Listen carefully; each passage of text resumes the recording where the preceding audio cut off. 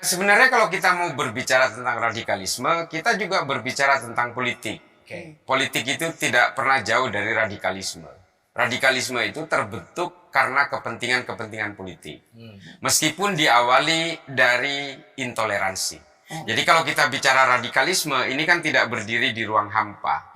Diawali dulu dengan sikap-sikap intoleransi, kemudian terbentuk radikalisme, radikalisme membentuk ekstremisme, ekstremisme membentuk terorisme. Nah, terorisme ini adalah level terakhir dari proses rangkaian ini. Tapi semua ini dari berbagai kejadian ya, baik secara historik maupun secara empirik, semua ini bersinggungan dengan kepentingan-kepentingan politik. Nah, artinya kelompok-kelompok radikal mereka akan bergerak mengikuti riding the wave ya, mengikuti arus gelombang-gelombang dan ombak-ombak politik di satu negara. Ini terjadi dimanapun. Jadi kalau kita bicara radikalisme, kita tidak bisa membicarakan hanya radikalisme ansih.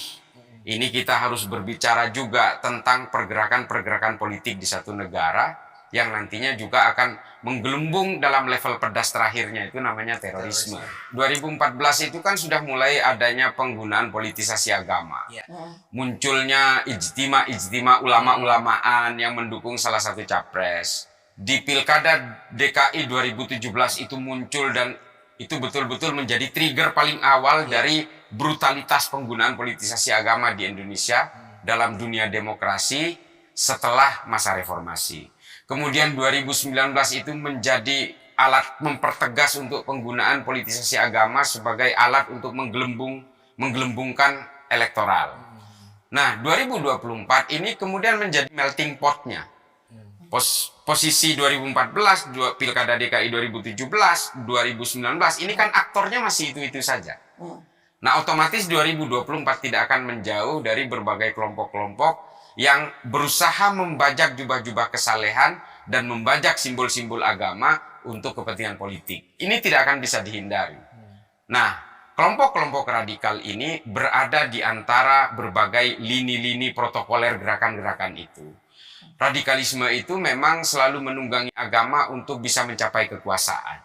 Secara historik, baik kita lihat dari literatur sejarah di dalam agama-agama, itu selalu menunggangi berbagai agama untuk mencapai kekuasaan. Nah, disitulah radikalisme itu sudah mulai terbentuk, terdevelop, ada political engineering yang menggunakan jubah-jubah agama itu. Ini terjadi di semua agama. Bukan hanya Islam, bukan hanya Kristen, tapi juga Hindu, Buddha, dan berbagai sekte-sekte lain.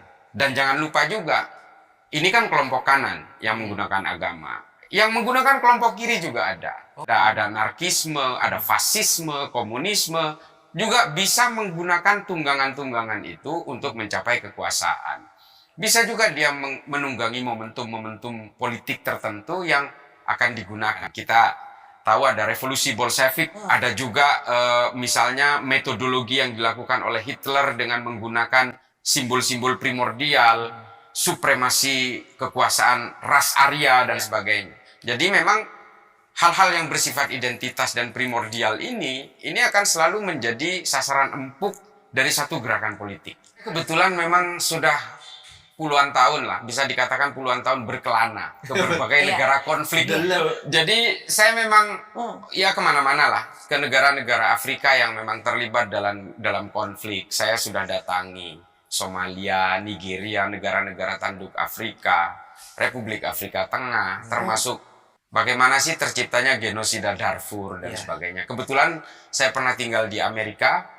Waktu 9/11 terjadi, saya tinggal di sana hanya gara-gara nilas titik itu, ya. Orang Islam baik-baik yang tinggal di Amerika akhirnya ikut terstigma dan dianggap terduga teroris semua. Nah, ini memang menjadi satu kebangkitan dari gairah saya. Ini tidak boleh didiamkan. Makanya saya kemudian mempelajari berbagai konflik itu. Dan ternyata kuncinya sederhana memang. Negara-negara yang tidak bisa move on dari berbagai konflik itu sampai hari ini adalah negara-negara yang gagal untuk menanggulangi radikalisme. Jadi radikalisme sendiri secara definitif itu memang belum ada satu kesepakatan yang utuh dari berbagai akademisi di dunia. Banyak pemerhati ini, misalnya Daniel Kohler, Elena Groening, Scott Atran, Marx Jurgens Meyer, termasuk dari berbagai pemerhati akademisi dari Arab seperti Syekh Utsama Said Al-Azhari. Ini memang belum menemukan kesimpulan yang sama secara definitif, tapi pada intinya radikalisme itu, kalau kita ambil kesimpulan besarnya adalah upaya-upaya untuk mewujudkan keinginan politik suatu kelompok lebih cepat dari waktunya. Ini radikalisme dengan membawa isu-isu ideologis, baik itu agama atau kepentingan-kepentingan politik lain. Jadi ini ditulis oleh Syekh Utsama Said Al-Azhari dalam Al-Haq Al-Mubin. Nah ini yang sampai hari ini definisi radikalisme yang saya pakai itu ini. Negara-negara yang saya datangi itu hampir bisa dikatakan homogen. Somalia misalnya. Ini satu negara agamanya sama. Bahkan mazhabnya sama, alirannya sama. Tafsir-tafsir agamanya sama. Tapi kenapa mereka itu tidak bisa selesai dari berbagai pergolakan-pergolakan konflik yang setengahnya dikuasai pemberontak bernama Al-Shabaab, setengahnya lagi dikuasai oleh pemerintah resmi Somalia. Padahal mereka bisa dikatakan homogen. Negara-negara Arab yang hari ini berkonflik, padahal mereka bisa dibilang homogen juga. Tapi Indonesia ini kan unik. Indonesia ini kan negara nggak masuk akal. The impossible state. Negara modern dengan 17.000 pulau, 800 kurang lebih suku, dengan 800 kurang lebih bahasa, bisa berhimpun menjadi satu negara berdaulat hingga hari ini 78 tahun. Ini kan unik sekali. Kalau Indonesia ini ada di Arab, mungkin sudah pecah menjadi 20 negara. Kalau Arab itu satu suku loh. Ada satu suku induk, meskipun ada subetnik. Ada satu bahasa, meskipun dialeknya saja yang berbeda. Misalnya kohwah, ada yang gohwah. Nah ini kan dialek saja, tapi bahasa induknya itu Arab. Agamanya bisa dibilang sama, Islam semua. Hanya 4% yang non-Islam di Arab. Tapi mereka tidak bisa menjadi satu negara yang utuh. Negaranya kan beritil-beritil tuh mas. Kuwait, Oman, Bahrain, Yaman Utara, Yaman Selatan, Saudi, Yordan. Ini kan negara kecil-kecil. Nah tapi Indonesia, saya kan asli Madura nih. Dengan Surabaya itu hanya dipisah oleh selat yang kurang lebih 3 mil. Sekarang ada jembatan. Dilewati itu hanya 5 menit. Tapi budayanya berbeda, bahasanya berbeda, totally. Nah, tapi kami masih menjadi satu provinsi. Dan kami masih menjadi satu negara. Kalau mungkin Madura dan Jawa ini berada di Arab, udah negara yang beda sendiri. Yugoslavia saja yang bertahan, ya bisa dibilang 1 abad lebih bertahan menjadi satu negara yang utuh, hanya gara-gara mereka tidak bisa menanggulangi radikalisme atau isu-isu primordial, mereka pecah jadi 7 negara. Ada Montenegro, Estonia, ada Czech, ada Serbia. Bosnia juga, itu terpecah menjadi 7 negara. Padahal Eropa ini menurut kita peradabannya lebih maju gitu ya. Tapi Indonesia ini ternyata memang beda dengan mereka. Ini kan nggak masuk akal. Saya menyimpulkan senjata yang paling ampuh untuk melawan radikalisme, ekstremisme, terorisme itu, yaitu hanya satu, Pancasila. Ini yang tidak dimiliki oleh negara lain yang justru kita miliki. Nah ini yang harus dijaga.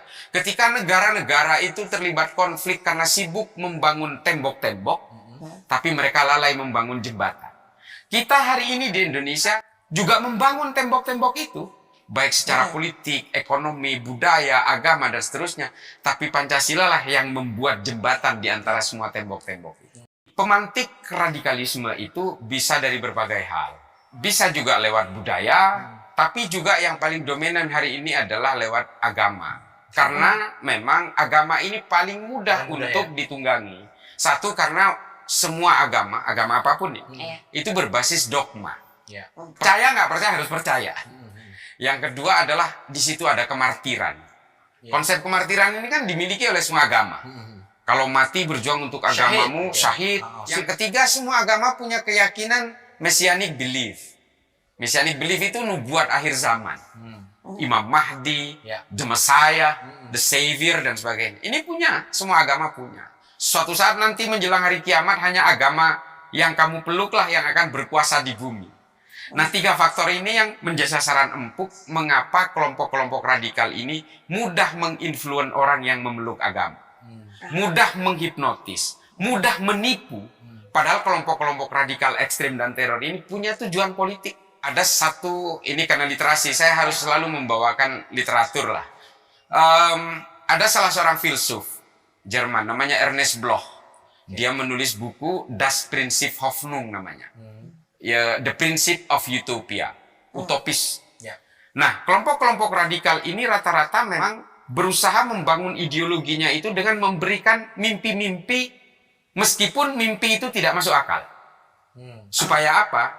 Supaya orang yang menganut ideologi ini terus ingin mewujudkan mimpi itu sehingga ideologinya terus hidup. Meskipun ideologinya ini nggak masuk akal.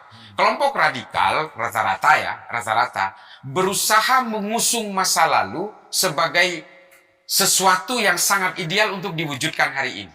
Contoh kalau dalam Islam, khilafah. Ini kan sebenarnya sejarah masa lalu yang digambarkan seolah-olah ini adalah yang paling ideal untuk diwujudkan hari ini. Dan mungkin semua orang itu tahu bahwa ini tidak masuk akal. Tapi dengan cara itulah dia itu ingin menjaga ideologi itu terus tetap hidup. Padahal tidak ada satupun negara hari ini yang menganut sistem khilafah. Kelompok radikal ini selalu ingin menguasai generasi hari ini.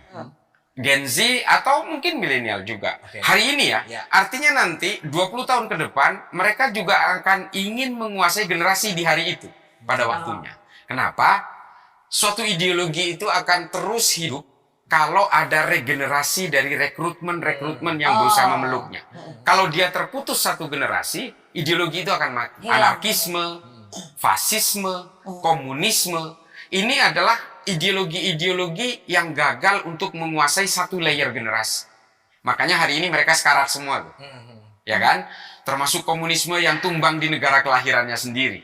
Di Uni Soviet waktu itu, hari ini Rusia. Rusia sudah betul-betul mengubur semua itu. Wahabisme, hari ini sudah mulai ada gejala, sudah mulai akan mati di tanah kelahirannya sendiri di Arab Saudi.